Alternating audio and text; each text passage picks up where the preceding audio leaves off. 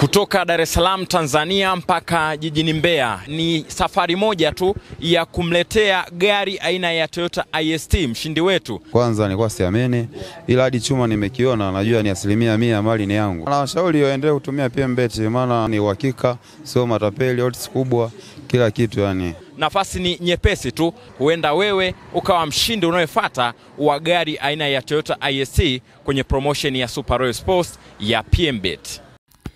Naam, ndugu wanahabari, na wasalimu kwa jina la Tabora United, na wote tuseme nyuki hakumbatiwi wala hapigi busu.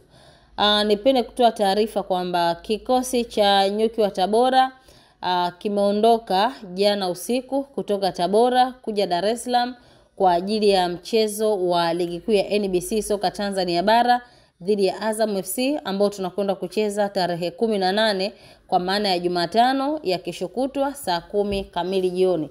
Na kimsingi niseme tu kwamba mechi yetu ya tarehe 18 tayari tumeshafanya maandalizi ya kutosha tangia tulivyokuwa Tabora, na tangu timu ilipoingia tarehe 2 ya mwezi huu wa 6 kambini kwa ajili ya kujiandaa na michezo hii miwili ya mwisho ya kwenda kumaliza msimu wa 2024-25.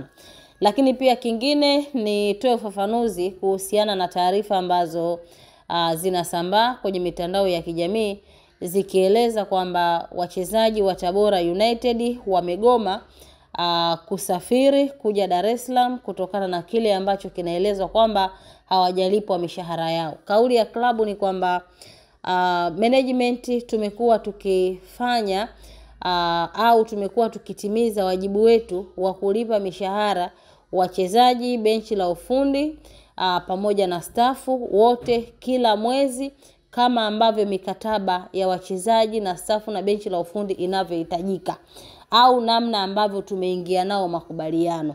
Kwa hiyo sio ukweli kwamba wachezaji hawajasafiri ama wachezaji wamegomea kuja kucheza mechi dhidi ya Azam FC. Hapana, wachezaji wote wameondoka jana usiku kuja Dar es Salaam. Nafikiri mpaka mchana watakuwa wameshafika hapa, na baada ya kufika leo hii tutapumzika. Leo hatutakuwa na programu yoyote ya mazoezi, na tutakuwa na programu kesho kwa ajili ya kufanya mazoezi ya mwisho kabla ya mechi ya Jumatano.